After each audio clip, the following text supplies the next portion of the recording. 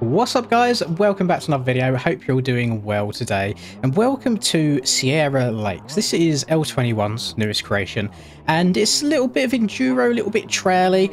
All I do know is it's just going to be a nice relaxing time. We're going to sit here, we'll have a little chinwag, talk about life, and hopefully it goes okay. Now this is the first time in quite a while I'm getting to use these enduro bikes again, because I think last time was for the Ace Moto Enduro series that we done a few months back. Now, to give you a general layout of the land and what we're working on here, we're not meant to go that way, we're going this way. This place is, it's pretty damn big. You know, I flew over it in the replay camera just now, and it's all just a massive expansion of trails. So there is a main trail that we're riding on right now, which we'll complete a lap or two of, which you can see over on the right hand side on the map. And then alongside that, it just branches off a bunch of different directions for you really to kind of make your own, do a bunch of exploring, see what's what. There's a couple of sections here or there that might be a little bit hilly, a bit up and down, some tight and twisty bits, and then also there's not much in the way of hard enduro around here. It all seems fairly straightforward. I think the biggest issues you might get is sections like that, trying to go up some steep uphills. But for the most part, it seems quite straightforward. It matches in with our Christmas winter theme as well. I feel like the last couple of videos I've done have all been the Christmassy / winter related, but I do love getting into the Christmas spirit, so there's nothing wrong with that whatsoever. This track is on MXB Shop, not MXB Mods. However, it is not a requirement to buy it. If you remember, there's been tracks in the past that they go up for free and it's more like a pay what you want basis. So you can pay nothing, you can pay 10%, you can pay $10. It's completely up to you. All up to your choice. So I like ones that do it like that, but I'm also surprised that he's not gone over and posted it on mods as well, just to get a little bit more eyes on it, I suppose, a little bit more view.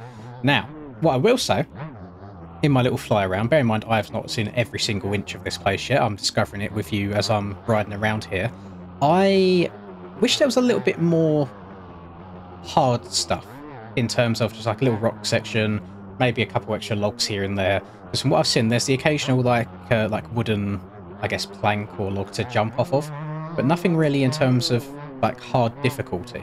So in my mind, I'm trying to think of ways that I could potentially make this more difficult or get it so we could all enjoy it on a stream together, doing some enduro stuff. Because I've been asked for a lot of enduro stuff recently. People are getting the itch for it. I know there's a big enduro project in the work as well from one of my loyal subscribers, Price, and a team that he's working with, which I'm very, very excited for. Hopefully that comes out in the near future, because I will 100% be covering that.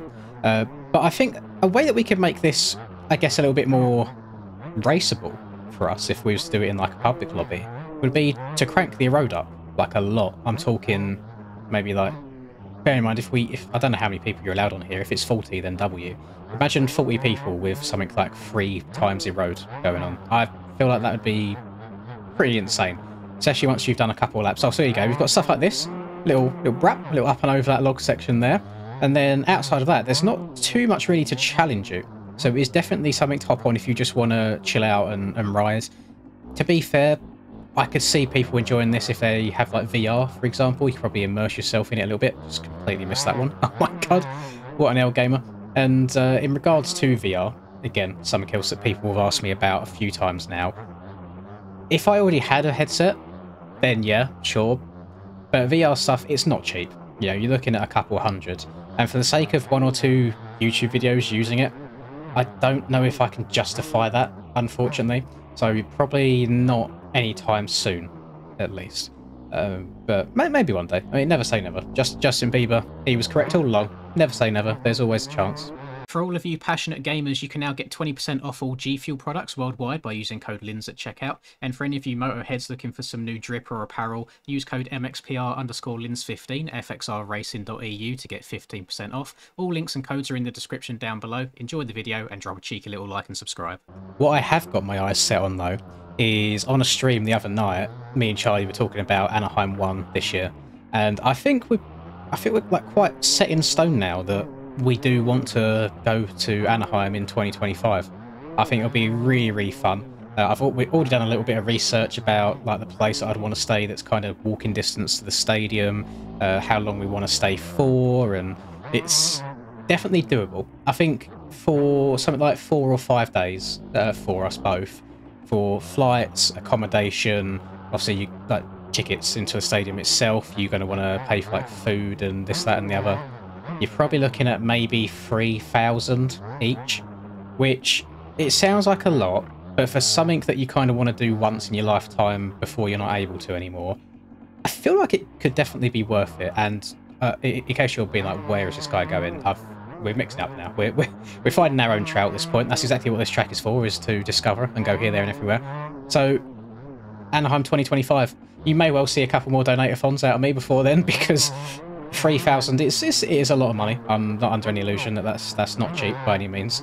I mean, for some very fortunate people out there, that is quite cheap, but it sounds good. It sounds really, really fun. And I'm someone who likes to like know what they're getting themselves into when it comes to like planning, or for example, if I'm driving somewhere new, I'll go on like maps and look at Street View and see what's around. I done that a little bit last night, and bearing in mind I've lived in the UK my entire life. I've never been to the US. I've been to other countries within Europe. I don't think I've ever gone. No, I've gone abroad outside of Europe before. I've been to like Turkey and things like that, but I've never like really driven on any other roads. I drove once in, I think it was Lanzarote. It was one of the Canary Islands where you drive on the opposite side of the road. But other than that, I've kind of been, I've stuck to as I am. You know, my UK road markings on the left side, blah blah blah. So when I was going through Google Maps the other night and just kind of looking around the stadium, looking at all the roads and stuff, it actually blows my mind how much larger everything is in America. And I know that's kind of like the common saying, like everything is bigger in America, but it really, really is. Like, it's insane. So I don't think I'd want to drive anywhere. I'd be so like confused with road markings and where you turn, where you stop, where you can give way. Because I know if you guys are making, is it a right? If you're making like a right turn, for example, if you're coming up to a set of lights, you can just go, even if the lights are red, if it's clear. We can't do that in Europe. So I'd probably be getting honked out all over the place. So that's why I want to get some accommodation that is within like walking distance of the stadium. And I found something that's about a 40-ish minute walk that's still fairly cheap, but still looks nice. And that sounds fine by me. So if anybody else plans on going to Anaheim in 2025, let me know. The only bad thing is, and this sounds really, really sad to even call it a bad thing, is if I do go, we'd probably fly out on like the Thursday before the race, enjoy Anaheim as a whole on Friday, and then watch it on the Saturday. A lot of the MX Bikes aerial stuff, it tends to happen on the Friday before the race, so I would miss Anaheim 1 in-game. But to be fair, let's be honest, it's probably a hell of a lot better enjoying it in person than it is in a video game, so those are the sacrifices you have to make. Now, you might wonder, Linz, where on earth are you going? Why are you cutting across the track? There is a massive lake somewhere around here that I have not managed to ride alongside yet. And I can't fully tell where it is, where there's a couple of like logs dotted all over the place. Is it over here? Is it this direction? There is, I see a lake. Yes, it is. Yes, indeed. You're right. This is where I want it to be. There we are, yeet up over here. Look how pretty this looks. If I was just to sit here, we'd pull up next to the lake. Nice little view. Nice and frozen. I think it's very, very pretty anyway. And there should be... Oh, I've missed them already. Yeah, if I turn around here, if I'm not jumping off that big old log jump over there, we've got a couple of logs through here, so stuff like this. I wish there was a little bit more of this dotted around here. I really do. I think that can make it a lot more immersive, a lot more enjoyable. Because for me, whilst it's pretty and whilst it's really like nice and chilled out, I couldn't see myself playing this for more than like 15, 20 minutes at a time, unless I was with like a group of people. Then we could do a little bit of trail riding and this, that, and the other. Let's go ride alongside the lake the whole time, actually. Let's get over here. Thankfully, the trees don't have collisions. I believe these towers that you're seeing do. I mean, I could probably test this out. That one didn't. Unless I just went under it perfectly. Oh my god.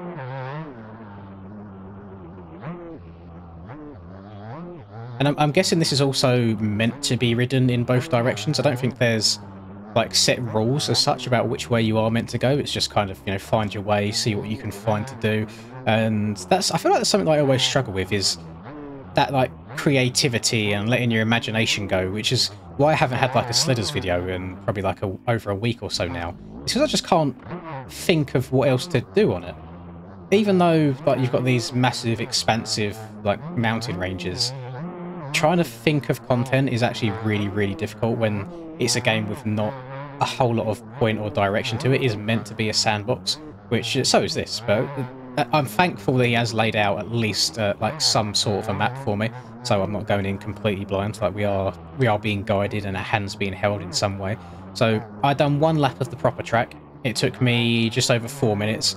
I'm sure if you had it dialed and you were sending it a bit more and you weren't scared about crashing like I am, you could probably get that down to well under 4 minutes. You could set some burners, but if anybody sits down and takes the time to try hot lapping this, then I have to seriously question your sanity at some point. Like, that's actually outrageous to me. I think we are going backwards on the main track this time, so it'll be interesting to see if we can ride it both ways. You can tell that this game's getting into like a really healthy state now, community-wise, because in years past, so in the first year I was doing YouTube on this game, there was one track that was Christmassy / snow themed, which had been the snow track for like 2 or 3 years and was ported over from MX Simulator originally. Last year we had Avalanche, which was released by Hurrin, which I believe is currently the featured track on MX Bike Shop, which I would definitely recommend people go and check out as well. Like, really, really good fun. That was my Christmas theme video last year. And then this year, there's been one on MX Simulator. There's been JV's like Supercross North, I think it's called, which is by far the best snow themed track I've ever played in my life. We've got this. I believe Steezy has also released one, at least at the point of me recording this. I saw one on MXB Mods, which I might cover. We'll see what direction my videos go in over the next few days. So each year we've kind of got more and more and more. So I think we're in a great place. And I was having a look, like Steam done like a Steam like Wrapped, you know how Spotify does. It kind of, you know, gets all your information together and you can kind of have an overview of the year. I noticed that in the last 2 years, so this year and last year, my hours in MX Bikes went really, really low in the month of December. And Charlie's has as well. Now, I'm wondering if that's a common theme across everybody. If so, that would explain why my videos over the last like month or so, month and a half, they've been just generally down in terms of numbers, because I think people just kind of, it's off season, you know, there's nothing really happening right now. Games like Fortnite, for example, are popping off with like this Lego mode and everything, which I actually do want to play at some point. It looks quite good. Obviously the new Call of Duty is still out, which a bunch of people are playing as well. But then come January time, it shoots up again. So I'm interested to see how this game does this January. I mean, both of my Anaheim 1 streams that I've done so far on this channel, so in year 1 and year 2, they have been my best performing streams by a long shot. It's not even close, like well over double what I usually get. So it'll be interesting to see how this year goes, see what the excitement's like, and I'm here for it. You know, I think the Supercross season should be good. I feel semi-competitive. My goal this year is going to be the same as last year, is just to try and get a little bit of like a sniff in, just stick my nose in a little bit, maybe if I could get a win at any round this year, whether it's like a Triple Crown, if it's one Triple Crown Moto win, or if it is actually like an entire just main event win, I'd be a very, very happy man. Top 3 is what I'm going for. There's a lot of fast people coming out of the woodwork now, just appearing out of nowhere. So I think the competition's going to be great. I'm going to be doing 450 in EU, and I'm undecided on if I want to do any NA stuff yet. If I do, I would have to do 250s because of region locking. So we'll see how that goes. But 100% 450s, 30-40% 250s in NA. We'll see how that goes. But yeah, how are you guys looking forward to it? Are you ready? Do you need more practice? If you do need practice, please go to mxb-coach.com, because I coach. And I find Supercross much easier to teach people in outdoors. It's so much easier to pick up and like show people certain techniques here and there, and it's good fun. I quite like teaching people. Like Charlie said it before, my parents said it when I was younger, I should be a teacher in some way or another, so let me know. Be interested to give everybody everyone the hookup, give them all the special techniques here and there. And then I wish you the best of luck, whether you're competing in Pro, whether you're competing in AMS. It doesn't really matter, we're all here just to get better at the game, and then hopefully throughout the course of the season, you see your positions like get better and better and better, and then if you are someone who's starting off in AMS, maybe you can qualify for a pro event by the end of the year. I think that would be very, very epic. So that's going to wrap things up for me around here. You get the idea. Just a bunch of winding trails, to be fair. Like the environment is nice and pretty. I do like it. Just wish there was a little bit more in terms of like the harder road stuff.